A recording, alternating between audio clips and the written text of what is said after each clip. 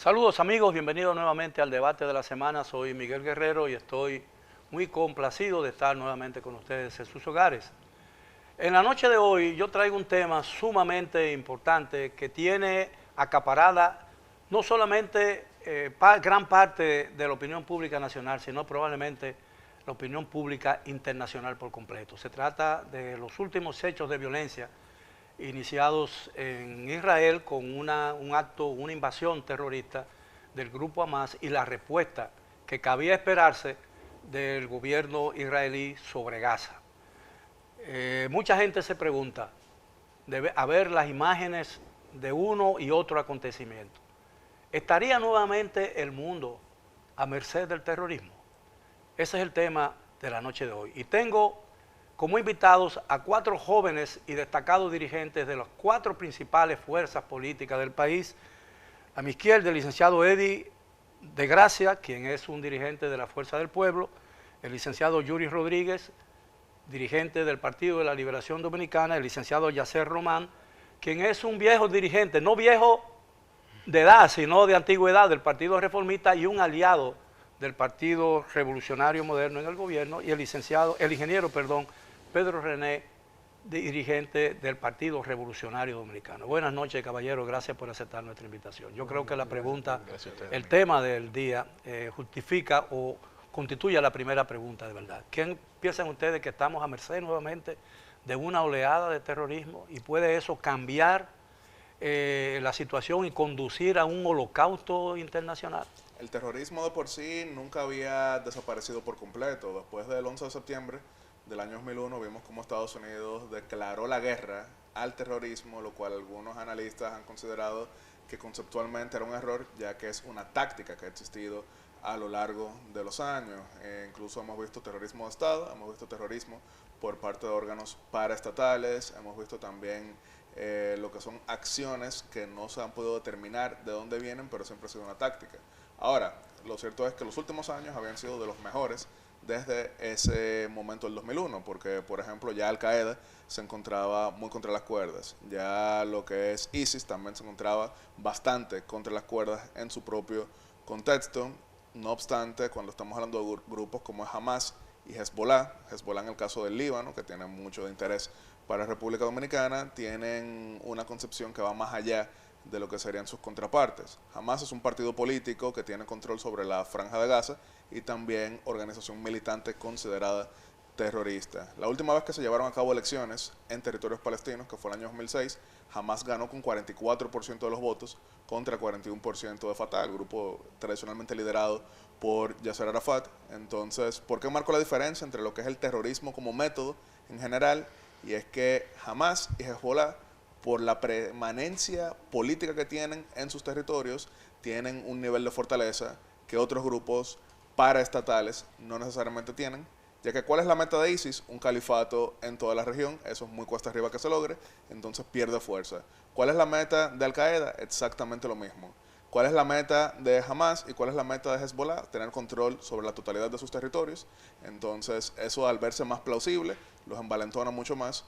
Pero si tuviéramos que hablar sobre esa pregunta que hace, ya para de esta manera concluir, si esto nos acerca a un holocausto de grandes proporciones, quizá eso sería más cercano a lo que le está pasando a los mismos líderes de Hamas, ya que esto se ha considerado casi como una misión suicida. Así es.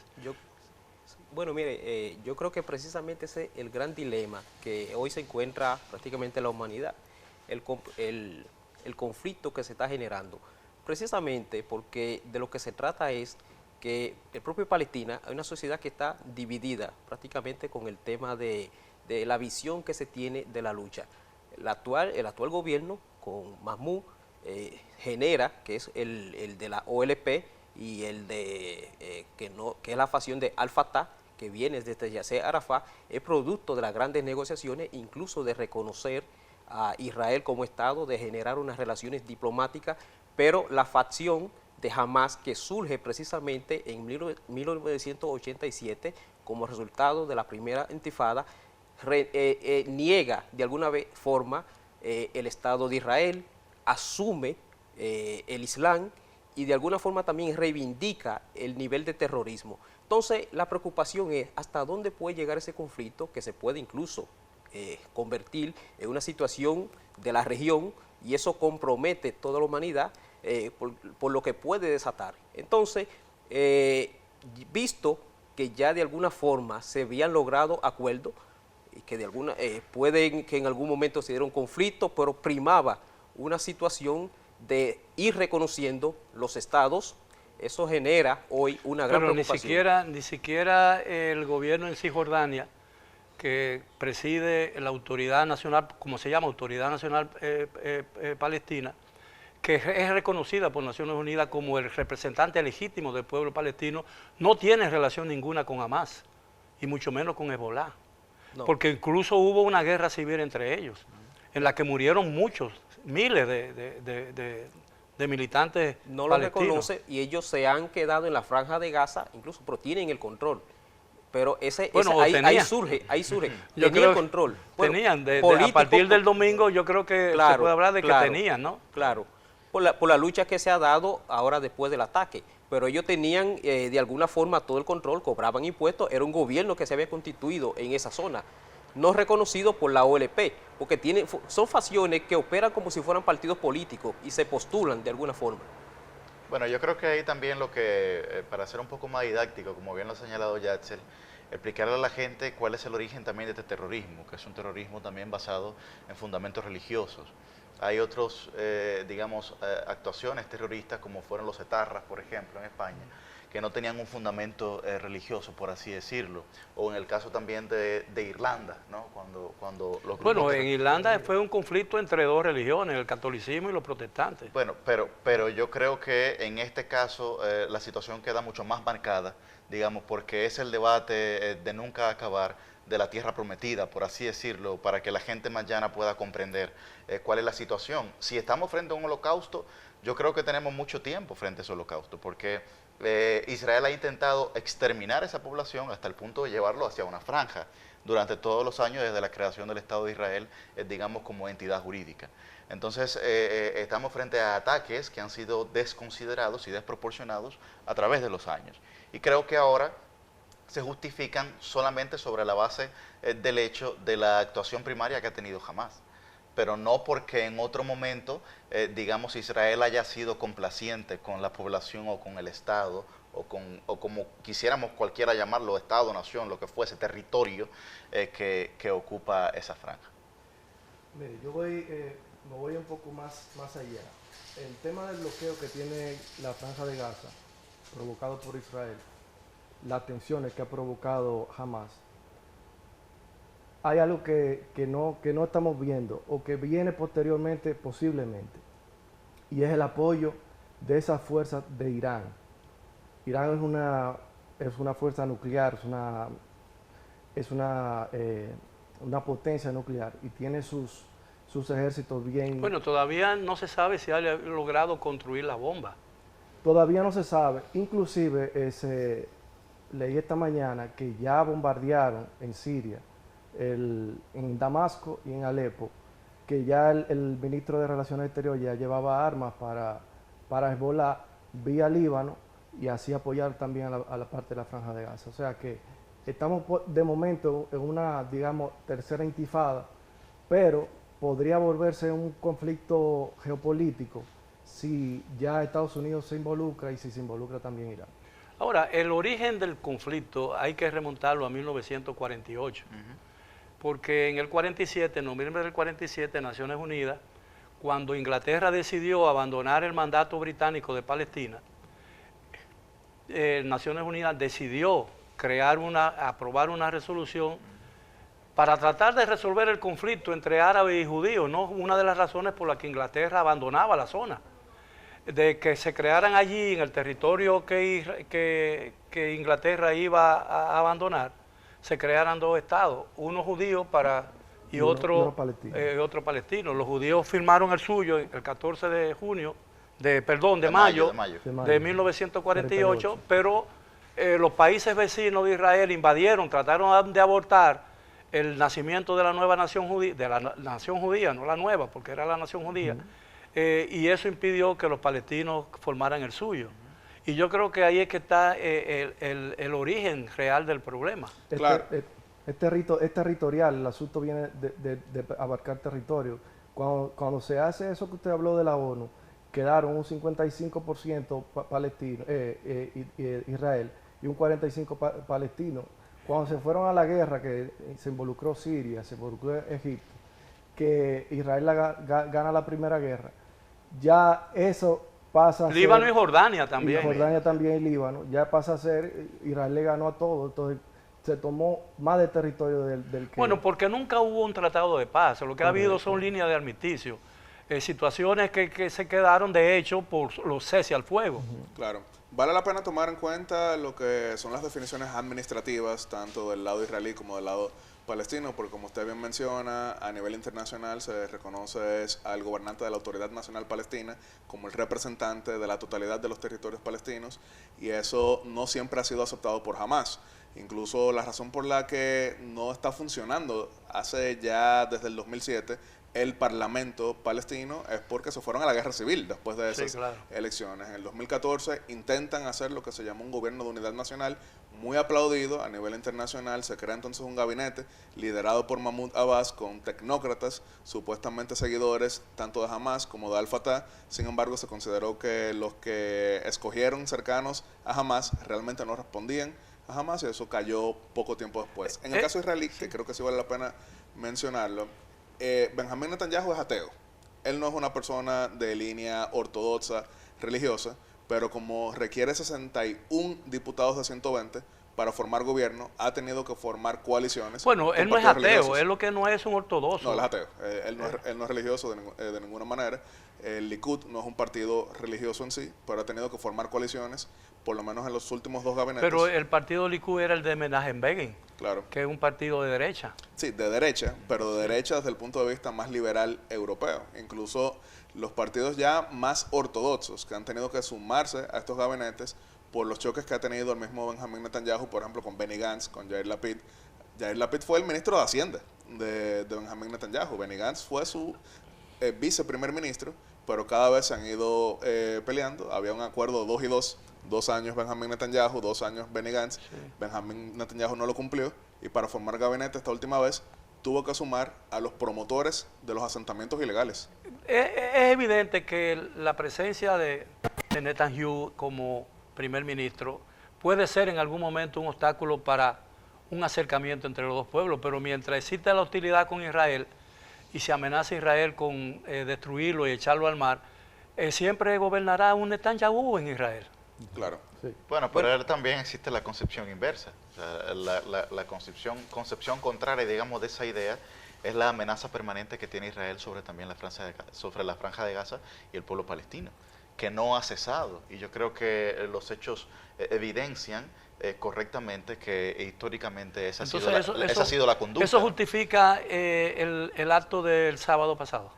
No lo justifica. Bajo ninguna circunstancia nosotros estaríamos defendiendo, digamos, el criterio terrorista o la actuación terrorista como mecanismo para conseguir la libertad, digamos, de un pueblo o para conseguir algún tipo de gestión de paz. Evidentemente eso dificulta que eso Pero la Autoridad Nacional ocurrir. Palestina ha dicho que quienes esclavizan realmente a los palestinos es Hamás, donde no hay libertad de ningún tipo y donde realmente la oposición no existe. Bueno, así es, pero es el caso, digamos, que Hamás surge y tiene, digamos, un radio de acción precisamente por las actuaciones que Israel tiene hostiles hacia ella. Entonces, para poder, digamos, mantener el control dentro del territorio que tienen, evidentemente tienen que actuar de una manera autoritaria frente a la población que le... Eso es una justificación de la tiranía. Sin Hamás no hay Netanyahu. Recordamos que él claro. llegó al gobierno en 1996, sale derrotado en 1999, claro, se había convertido en un fósil político, pero cuando se llevan a cabo los ataques terroristas en el 2001, es que resurge. Claro. Así que yo sí estoy plenamente de acuerdo que sin este segmento extremista, que es condenado por Al-Fatah, no existieran estos segmentos cada vez más populares. Eso desapareció a la izquierda. Porque es que Israel sabe y está convencido de que no puede perder una guerra, porque sería la última. Claro. Si la pierde sería la última. Y que con Benjamín, o sea, se ha generado las veces que ha tenido el control político, tradicionalmente, se dan este tipo de conflictos con Hamas. Entonces, que coincide hoy también con una situación que él está viviendo hoy a lo interno de Israel. Él quiere generar una serie de modificaciones, incluso del Tribunal de Justicia, y hay una cantidad de partidos también que están generando protestas dentro de Israel. Entonces eso también le da a él una situación donde aprovecha también Hamas y se da ese nivel de confrontación entre ambos pueblos. Inclusive el pueblo de Israel estaba hasta antes del domingo, estaba dividido.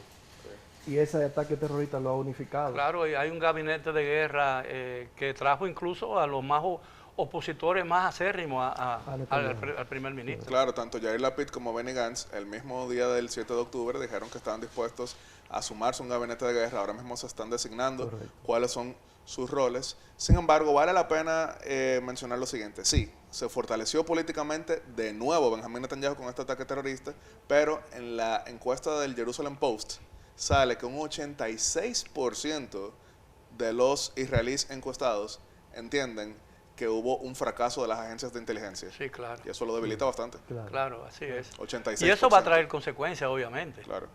Y además, pudieron prever el vuelo del ministro canciller iraní hacia Damasco a llevar armas para Hezbollah y no pudieron prever lo que pasó el sábado. Claro. Y eso ha llevado a muchas teorías. Sí, lleva muchas eso está por determinar si ellos no lo sabían. Hasta de la complicidad. Bueno, pero yo creo que el balance, Sí. hay que ser muy, no sé, yo creo que hay que ser muy escéptico para creer que, o dudar mucho de cualquier cosa para creer que iban a permitir lo que sucedió. Evidentemente, si a mí me dicen como jefe de inteligencia que va a ocurrir eso, la primera intención es dudarlo. Claro.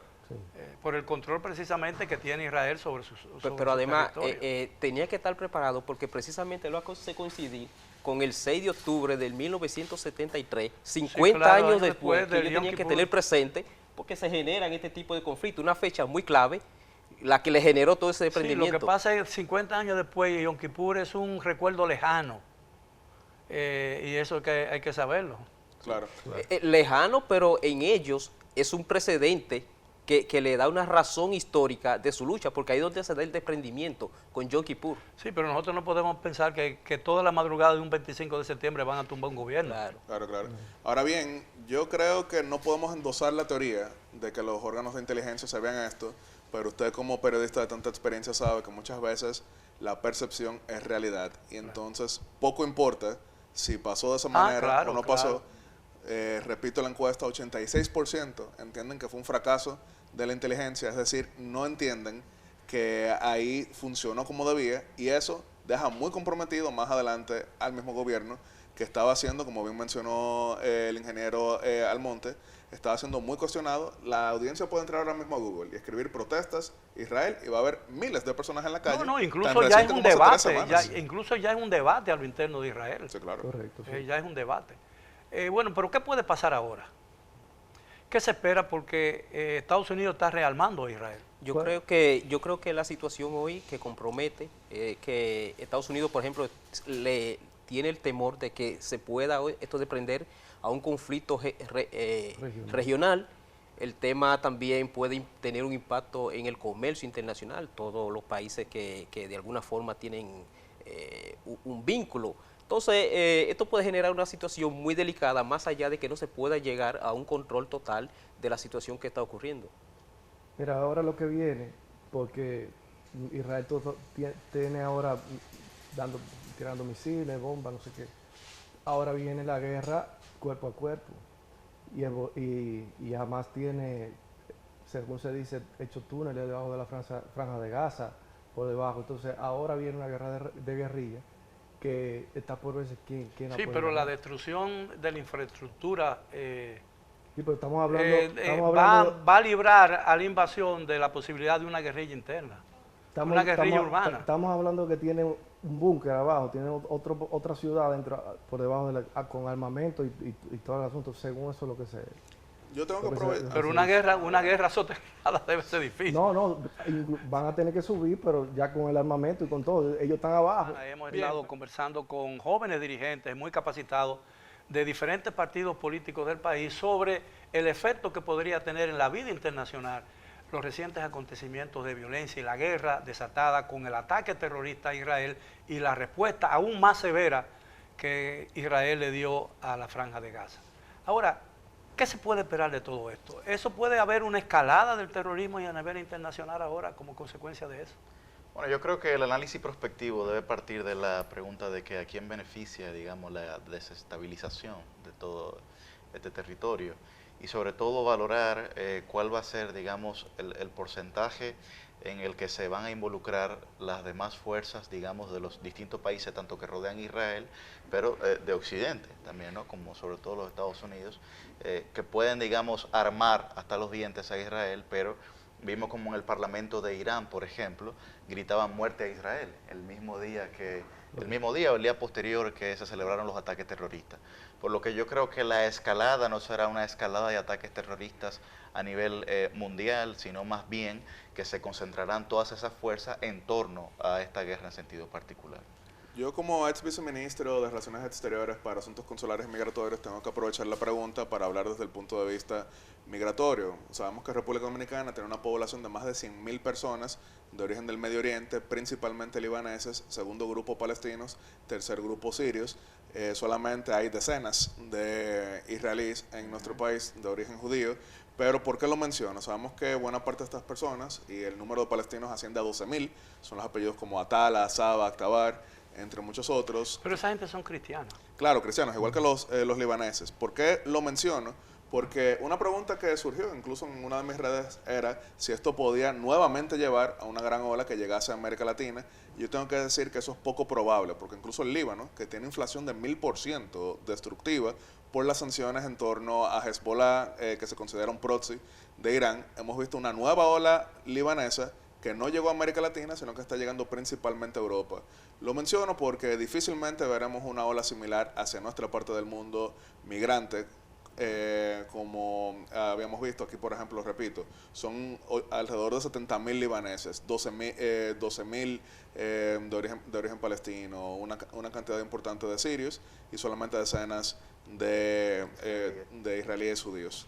Pero gran parte de esa población árabe es una tercera, sí, y es una tercera o cuarta generación. Sí. Y evidentemente hay más raíces en la República Dominicana, en esa población, que posiblemente en sus tierras, en las tierras de sus antepasados. Claro, pero por eso mismo, porque de nuevo, y uno ve Argentina, uno ve Venezuela, uno ve Colombia, uno ve Centroamérica, que tienen esas grandes poblaciones. Recordará, por ejemplo, el distinguido Eddie de Gracia, como en el 2011, Mahmoud Abbas visitó República Dominicana precisamente por la población palestina en nuestro país. En aquel momento habló ante la Asamblea Nacional, dio la charla en Funglode, entre otras cosas, lo cual no le gustó mucho a la Embajada de Israel en aquel momento. Y eso podía hacer pensar que aunque fueran terceras y cuartas generaciones, un vínculo como ese atraería hacia esta parte del mundo. Honduras es la población per cápita más palestina del mundo, con 250.000 palestinos, pero la inmensa mayoría de quienes están saliendo desplazados por las diversas guerras que hay en la región están yendo a Alemania y a Suecia. Así que no creo que veremos una nueva ola palestina en nuestra parte del mundo. Yo pienso que no se generará a nivel internacional una solidaridad, o sea, con este tipo de lucha, pese a que, o sea, hay una aceptación con la causa palestina, de alguna forma, sin embargo, no con esa causa que hoy representa la facción de Hamás con el tema del terrorismo. Entonces eso de alguna forma delegitima también la lucha que se está dando, porque los pueblos no van a asumir y se ha generado un rechazo total a los métodos que ellos han venido utilizando. Ahora, correcto, sí. hay una realidad, por ejemplo, hay 22 países árabes, ricos en petróleo en su mayoría, y hay muchos otros con religión musulmana, que también son muy ricos en petróleo, algunos de ellos. Indonesia, Malasia. Todo eso. Entonces estamos hablando de un solo Estado de Israel con un territorio que significa el 50 o el 60% apenas del territorio de la República Dominicana, que solamente son 48.000 kilómetros cuadrados, y tiene una población de apenas 10 millones a nivel mundial. Entonces estamos hablando del derecho de casi 100 países de poseer el derecho a existir con más de 800 millones de habitantes y ese derecho no se le da a un país pequeño que solo tiene 10 millones. Entonces, ¿cuál es la solución? ¿La exterminación del pueblo judío? Bueno, Yo a veces me pregunto eso, la aniquilación del pueblo judío. Es la opinión de algunos segmentos. hay algunos que piensan ¿perdón? así. Hay algunos que algunos Claro, piensan pero así. ya Hitler lo intentó y lo intentaron Y avanzó bastante. Sí. y avanzó bastante. Así que esta es una realidad. El antisemitismo ha existido, Y sigue. existe, Y hoy hay es quienes mayor lo que siguen nunca. promoviendo. Sí, y hoy es quizás mayor que... Porque es más sutil. Sí, o más sutil, exactamente. De hecho, el pueblo de Israel se llena de habitantes por el tema del antisemitismo, por el holocausto en Alemania. Viene de ahí, toda esa aliyá, la primera aliyá, la segunda aliyá, toda esa llegada de Israel de judíos. Fue así, fue por eso, precisamente. Sí, incluso con el nacimiento del nazismo, hubo un libro blanco del mandato británico que restringió la llegada.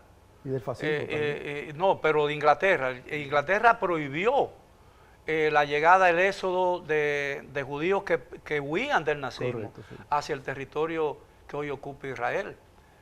Incluso eso se narra, parte de ese éxodo se narra en la novela del mismo nombre de León Uris. Sin embargo, también se produce, a propósito de esa situación que se da en Alemania, de alguna forma una aceptación en la humanidad, que es lo que produce esa resolución en Naciones Unidas en 1947. Sí, hay un clamor en el momento 26 de noviembre. de solidaridad con lo que se viene dando, y ahí es donde también el pueblo judío tiene esa concesión de que se le da esa condición de Estado, precisamente por la situación que se venía dando No, pero en la Segunda Guerra el Mundial. sionismo, eso es lo que te dice, un pueblo, un Estado. así es. Fue creado en base al sionismo.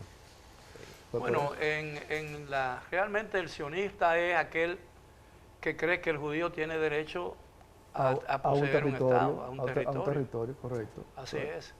Y el sionismo realmente es un movimiento de liberación del pueblo judío. Yo no sé por qué hay esa etiqueta tan peyorativa, ¿no? Que lo utilizan sionista. extremistas de ultraderecha y Sí, extremistas claro, de ultraizquierda. de ultraizquierda. Por ejemplo, los extremistas de ultraderecha se refieren al sionismo como los mercaderes ultraliberales que van a acabar con los cimientos de la sociedad occidental, y desde luego los de la ultraizquierda consideran que el sionismo es el gran agente del imperialismo yanqui. Así Le- que le ahí da se una Pero posición además Sin embargo- lo de sionismo viene de regreso a Sion. Acción a la tierra de Israel. a la tierra de su Israel. prometida. Sí. Ahí hay un tema porque los israelíes son los descendientes, dicen ellos que son los descendientes del pueblo hebreo. Y por eso esa parte donde está Jerusalén y todo ese tema le pertenece. Y por el otro lado tú tienes a los palestinos que se dicen descendientes de los filisteos, que tienen 3000 años ya en esa Bueno, parte. descendiente, la presencia árabe en esa zona data de mediados del siglo VI de Cristo. Es decir, 6 siglos después y medio, después que ya la mayoría de los judíos habían sido obligados a salir después de la destrucción del segundo templo. Es decir, por eso hay un famoso discurso de Abad Eban, que era embajador y fue canciller de Israel ante Naciones Unidas, que antes de pronunciar un discurso dijo: yo voy a hacer una anécdota sobre Moisés cuando llegó a la tierra prometida, que nunca entró porque murió antes de entrar, no conoció nunca la tierra prometida, después de 40 años de migración. Y dice, encontró el Jordán y decidió bañarse en el Jordán, se quitó la ropa y cuando salió no encontró la ropa. Y dice, se la robaron un palestino, los palestinos se la robaron. Entonces el embajador palestino dijo: nosotros no estábamos ahí. Y dice, establecido quién llegó primero, voy a pronunciar mi discurso. Claro. Y Pero- es importante La tomar... sabiduría hebrea. Sí, sí, sí. Claro. Sí. Es importante tomar en cuenta que hay varios planteamientos en torno a posibles soluciones.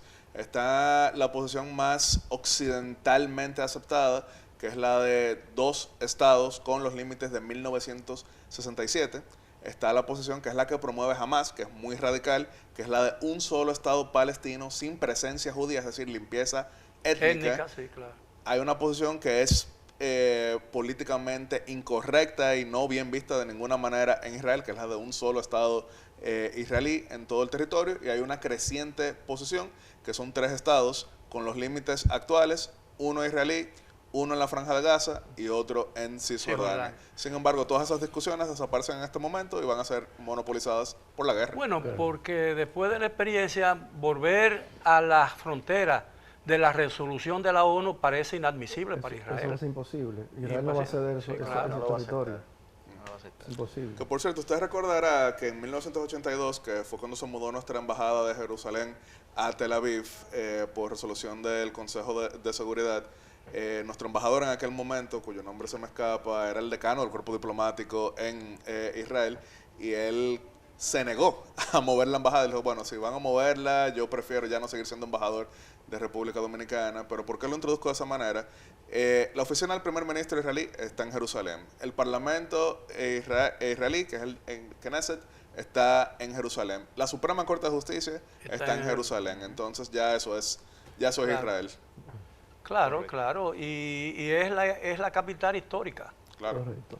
Pero si nos alejamos de la historia y vamos a la actualidad, eso es 100% controlado. Ahora, no hay por Israel. muchas embajadas en... Tres.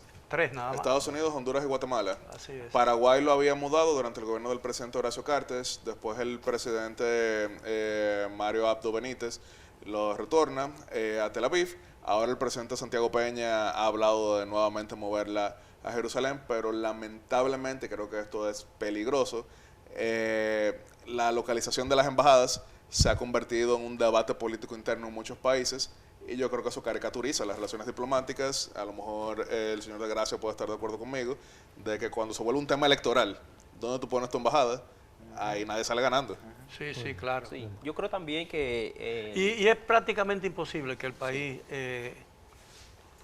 cumpla con una promesa que algún día se le dio, es que ya he visto también... de trasladar la embajada Jerusalén. a Jerusalén. Ya he visto también más como la capital religiosa, donde están las tres religiones que de alguna forma están conviviendo, y las embajadas, la tradición que se tiene ahora es de ponerlo en un lugar común donde prácticamente están todas las embajadas y hay un tema de seguridad. Jerusalén bajo la égida islámica, difícilmente el cristianismo y el judaísmo puedan tener presencia en Jerusalén. Y eso es una verdad. Y sin embargo, la presencia judía en Jerusalén garantiza la condición cosmopolita religiosa de Jerusalén.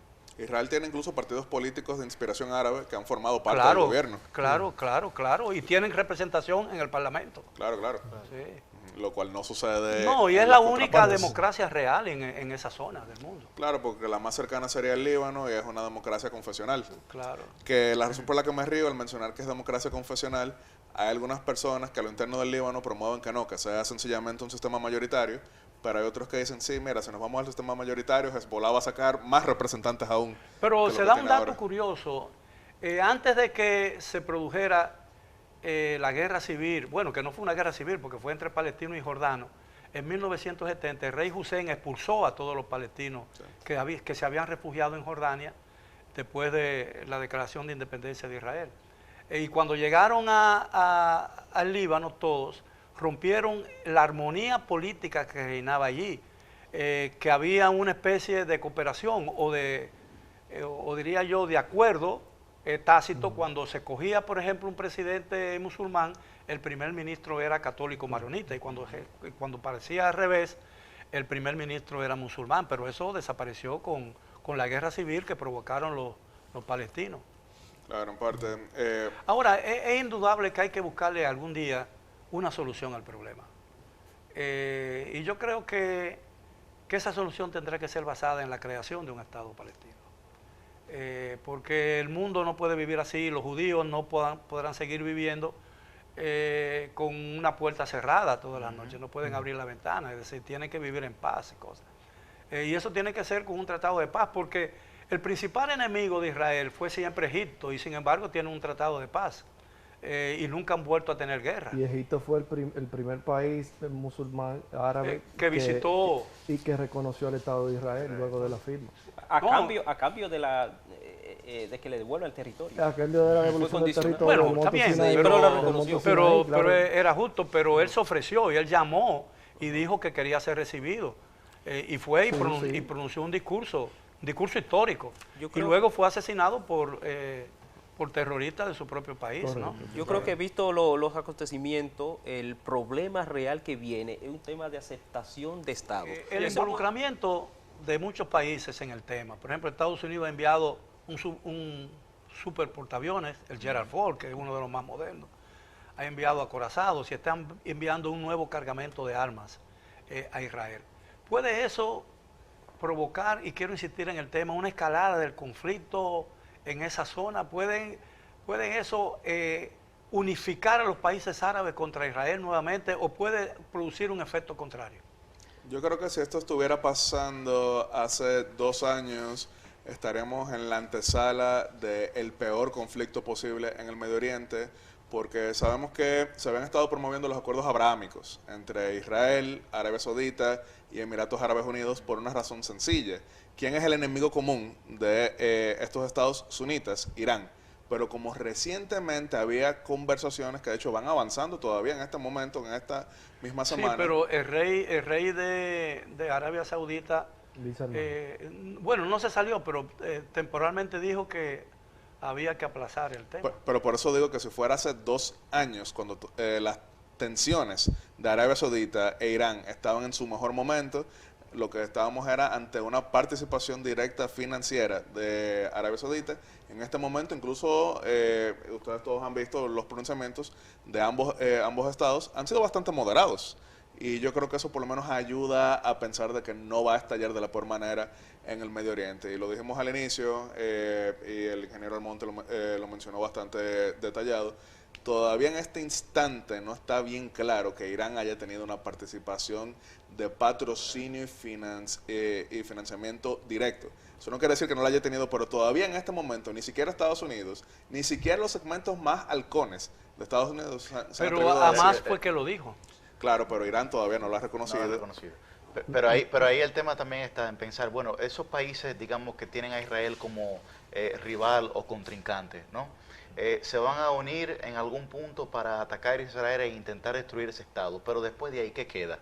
Darle el poder a un grupo terrorista como Hamas para que controle ese territorio que muy probablemente ellos mismos no puedan controlarlo, o permanecer en el supuesto orden que ahora mismo tiene Israel a pesar de las situaciones de tensión que tiene a través de los años. Ahora hay mucha yo creo que es una reflexión inconsistencia. también que ellos harían, ¿no? Hay mucha... ¿Cómo vamos a controlar el territorio después que Hamas gane la guerra? Pero que ha sido el gran problema siempre en Medio Oriente, que hay un problema, vamos a resolverlo, pero ¿qué pasa después del problema? No, inclusive Ahora, las contradicciones... en Libia se vio eso, cuando mataron a Gaddafi, claro. y ese territorio... En todo el Medio Oriente. Todo el Medio Oriente. Ahora, sí, Claro, no se Ahora compara bien, con la situación israelí, que es una sociedad todo- desarrollada, claro. pero Con relación a es la... válido.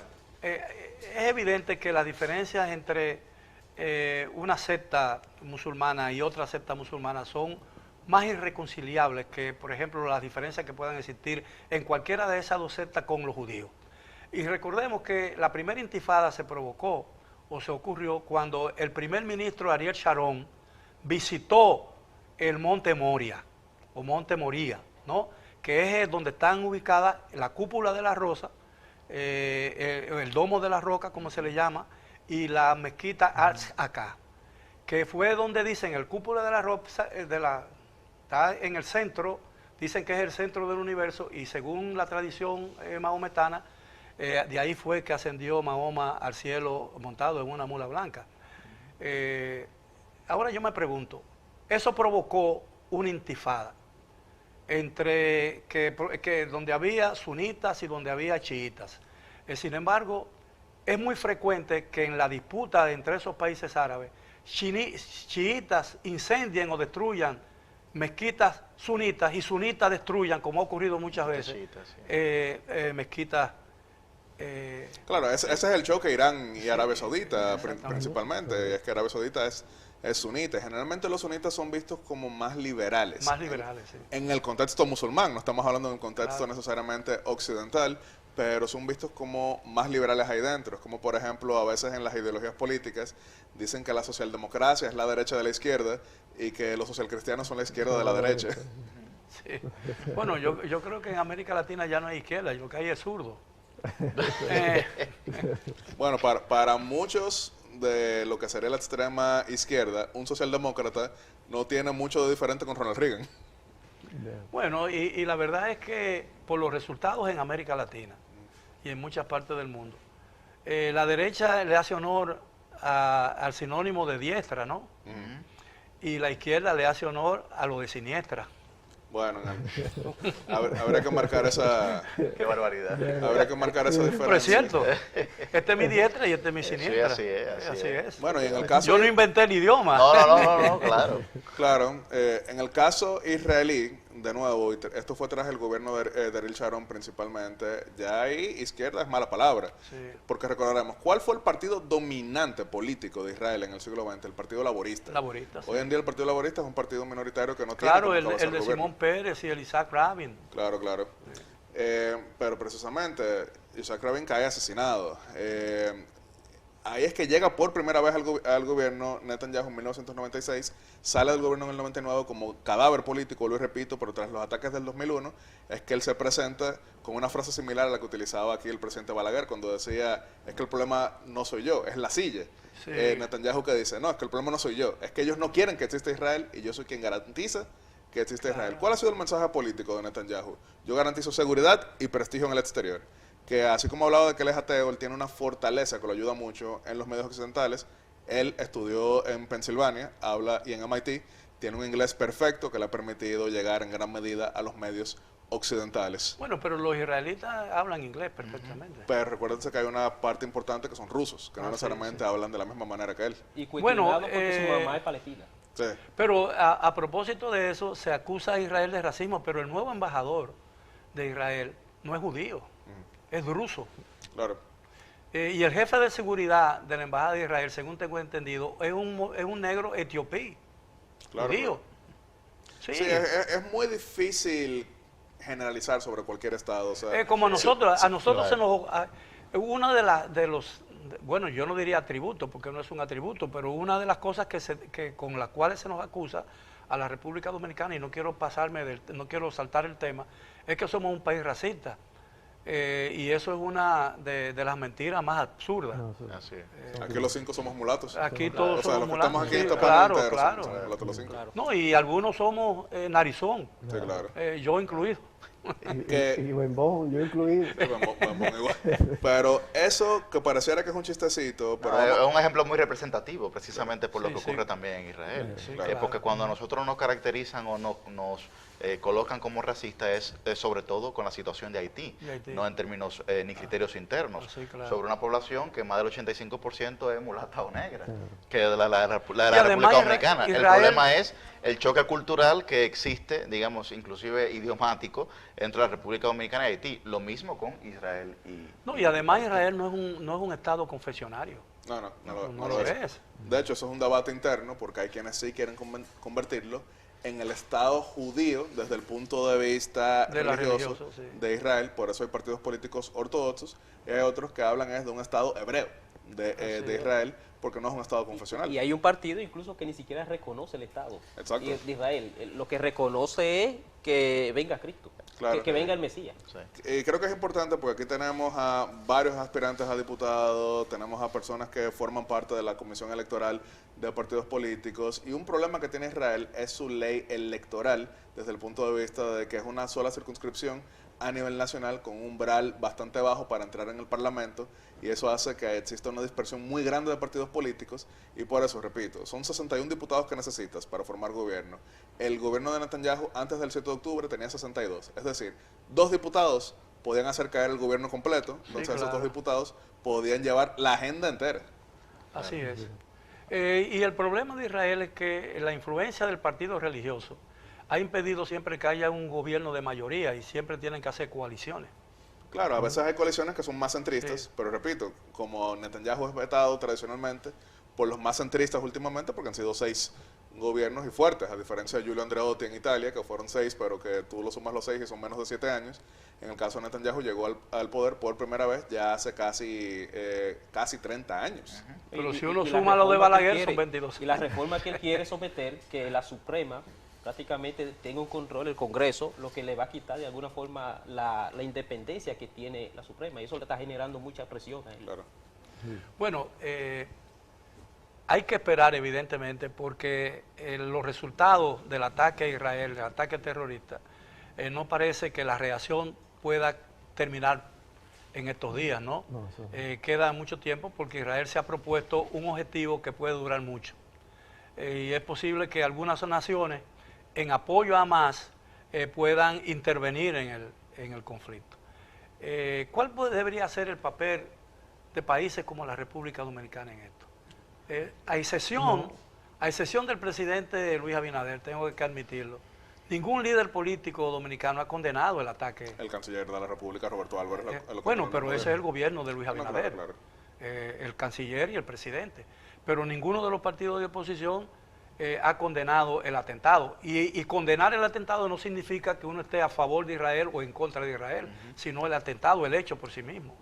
Yo creo que más bien que de alguna forma, más allá de la disposición que uno puede tener y de solidaridad con Israel, se ha generado un ambiente de rechazo al terrorismo que se ha generado ahí.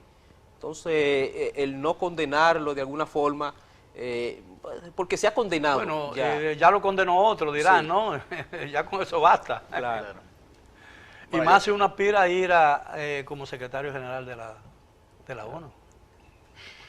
Que el voto africano y el voto musulmán es muy importante. ¿No? Sí, pero nuestra relación de Estado es con Israel también, y de alguna forma también hay un compromiso.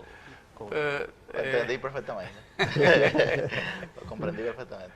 Yo lo entendí también. Sí. Yo creo que la situación en el caso de la República Dominicana, que desde, digamos, la última década hasta el momento, ha venido ganando muchísimo espacio en los procesos diplomáticos y en los ambientes diplomáticos. Yo creo que debe ser de primacía, ¿no?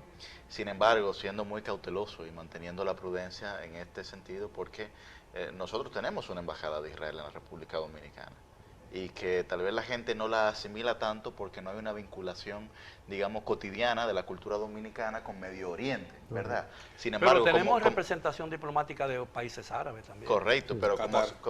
Qatar, como señalaba... Sí, pero Egipto no es residente. Bueno, no es residente, pero es tiene concurrente, tiene relaciones. Hay concurrencia. Concurrente en Cuba se tiene por todas. Es concurrente, pero como señalaba Yatzel, sí hay una amplia población que ya es verdad que es dominicana, tercera o cuarta generación, pero que tiene sus raíces, digamos, dentro de los países árabes, como el propio presidente de la República. Y Marruecos tiene una representación diplomática aquí. Sí, y nosotros tenemos un una embajador allá. Marruecos. Y tenemos un embajador en Egipto. Marruecos está en el norte de África. Correcto. Entonces, necesitamos la parte Bueno, del Medio Oriente. caballeros, nos quedan solo 2 minutos. Yo quisiera saber... La embajada nuestra en Rusia es la embajada que es concurrente con la mayoría de los países en Medio Oriente, Kazajistán, Uzbekistán, etc. Y en Cuba también hay mucha concurrencia. Claro, bueno, de hecho, tengo entendido que usted fue precisamente en Cuba. Ser embajador, ministro, consejero, funcionario dominicano en Cuba significa tener relaciones con como 30 embajadas. O sea, es un trabajo constante. constante. Tiene con todo África. Sí, claro, y es el país más cercano que tenemos y es la concurrencia. Sí. Claro, pero ante la pregunta en general, y ya para cierre, lo que tendríamos es que esperar que se equivoquen tanto el primer ministro Netanyahu como el presidente Herzog de Israel cuando han dicho que esto va a ser una guerra larga y dolorosa. Ojalá se equivoquen por el bien de la humanidad, pues lamentablemente toda la información parece apuntar. Bueno, intentar exterminar 2 millones de personas es una tarea compleja también. Y más difícil será exterminar 10. Lo que tenemos que estar orando para que no se involucre directamente Estados Unidos e Irán, que ahí sí se puede complicar la cosa. Bueno, caballeros, muy agradecido por la magnífica oportunidad en un tema tan escabroso, ¿no? Que es muy difícil hablar de él. Y fijar posiciones porque el mundo es muy cambiante. Y el viernes pasado nadie pensaba que lo que ocurrió al día siguiente podía conmover el mundo. Así es. Ha sido todo por hoy. Gracias por su atención. Los esperamos, como siempre, el próximo sábado para otro programa similar. Hasta entonces.